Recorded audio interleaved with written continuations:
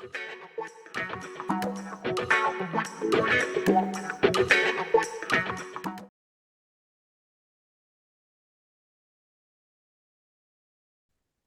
lagi dengan saya dalam seri perencanaan kebutuhan barang milik negara. Dan untuk sesi kita kali ini, kita akan membahas perencanaan penghapusan barang milik negara.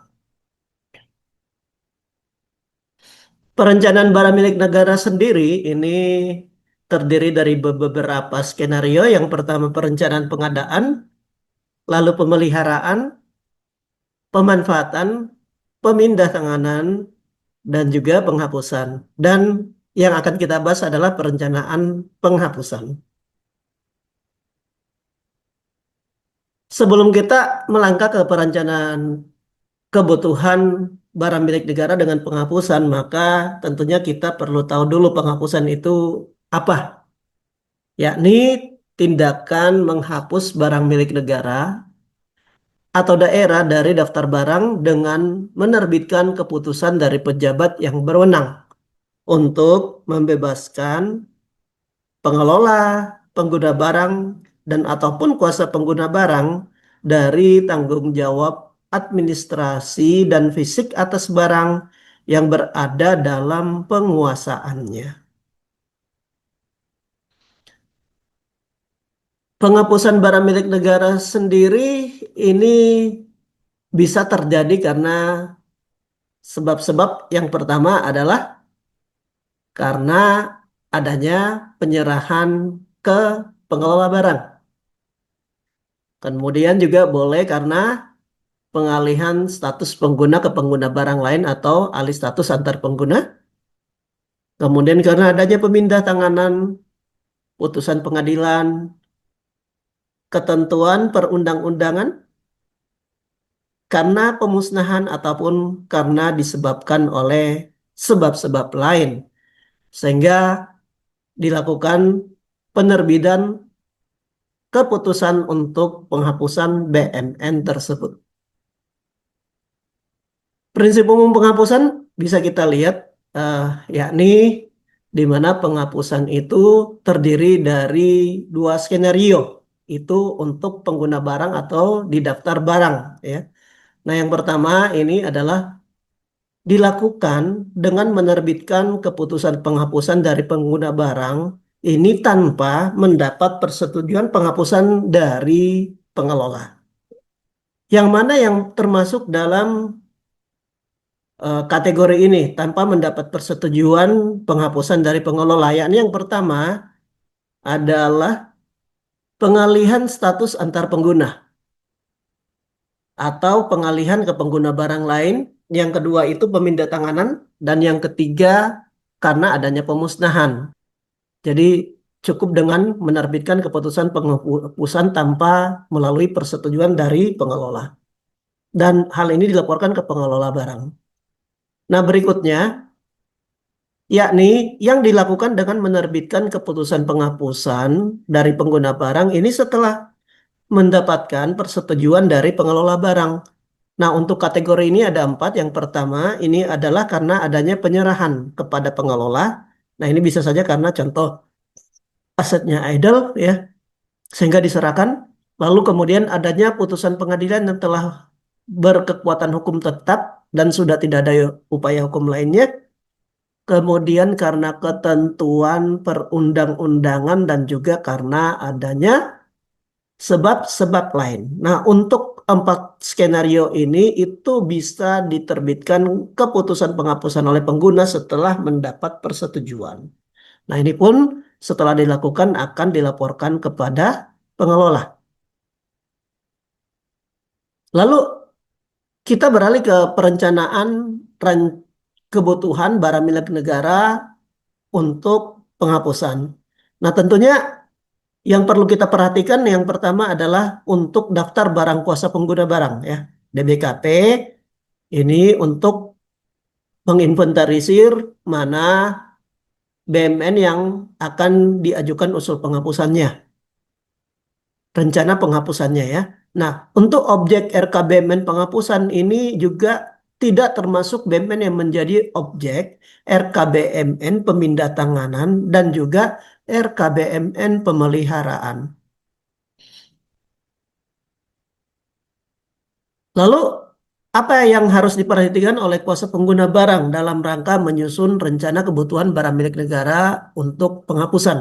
Nah, tentunya yang pertama objeknya ya. Nah, objeknya sendiri ini untuk direncanakan dihapuskan boleh berupa tanah dan atau bangunan atau selain tanah dan atau bangunan. Lalu perhatikan juga kode barang, uraian, kondisinya, dan juga data identitas apabila mungkin selain tanah bangunan ya. Bisa kuantitasnya juga ya, meter persegi atau unit ya. Kemudian juga perhatikan tahun dan nilai perolehan, yakni terutama untuk data umur ekonomis berupa sisa masa manfaat barang. Dan kemudian alasan rencana penghapusannya apa? Tentunya ini setelah kita memperhatikan daftar barang kuasa pengguna dan juga informasi lain yang relevan. Baik rekan-rekan, nah ini ada latihan. Silakan coba diinventarisir atau diidentifikasi dari daftar barang ini mana yang kira-kira memungkinkan untuk diajukan dalam perencanaan kebutuhan BMN dengan penghapusan. Ini perhatikan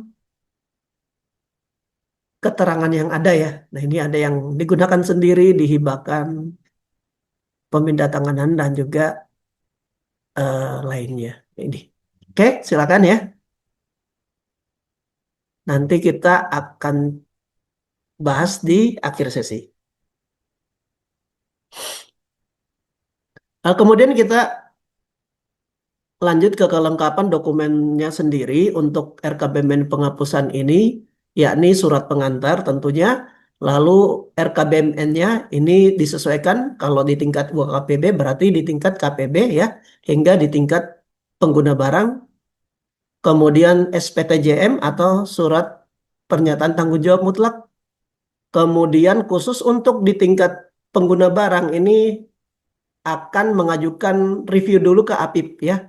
Kemudian setelah direview nanti laporannya menjadi bagian kelengkapan dokumen termasuk yang telah diinput di aplikasi baik dari tingkat kuasa pengguna hingga di tingkat pengguna. Nah, tentunya dalam penginputan ini eh, perencanaan kebutuhan BUMN penghapusan ini menggunakan aplikasi Siman ya untuk modul perencanaan BUMN.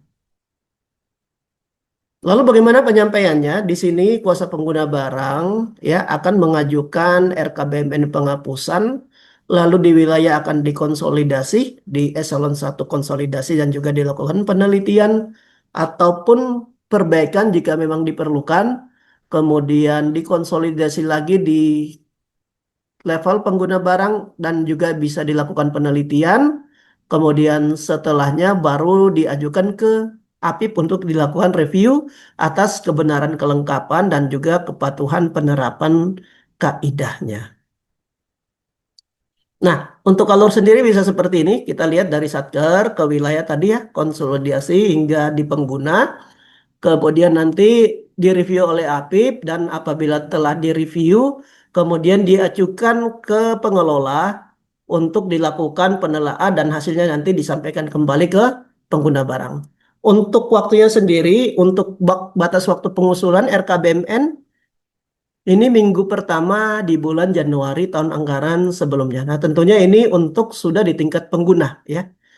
Lalu kemudian batas waktu persetujuan RKBMN itu di minggu ketiga bulan Februari tahun anggaran sebelumnya. Nah, ini persetujuan tentunya setelah dibahas dengan pengelola.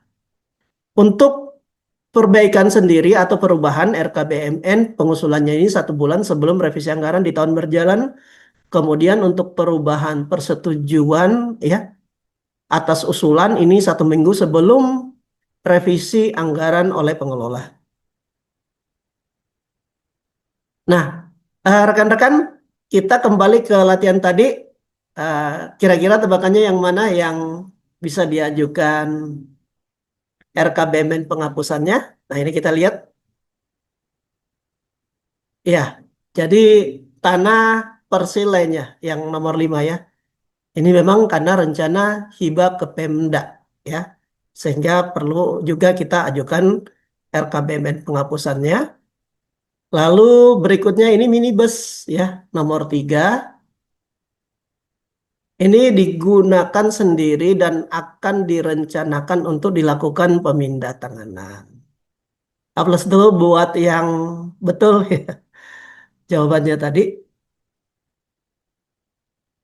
Baik, demikian tema kita kali ini. Jumpa lagi dengan saya pada video-video berikutnya. Salam dari saya. Assalamualaikum.